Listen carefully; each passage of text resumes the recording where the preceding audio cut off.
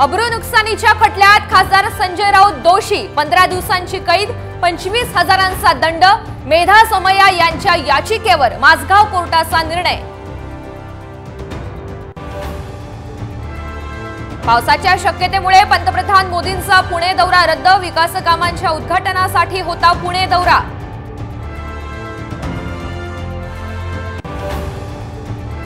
राजकारण न करता पुणेकरांची गैरसोय टाळा. सिव्हिल कोर्ट ते स्वारगेट मेट्रो सुरू करा. मविया नेत्यांची मागणी. तर उद्घाटनापर्यंत मेट्रो प्रवास नाही, संचालकांची माहिती. अजित पवार आता आमदारही राहणार नाहीत. मुख्यमंत्री पदाच्या वक्तव्यावरून संजय राऊतांची टीका. महायुतीच्या प्रमुख नेत्यांची आज मुंबईमध्ये बैठक. तिढा असलेल्या जागांवर बैठकीमध्ये चर्चा.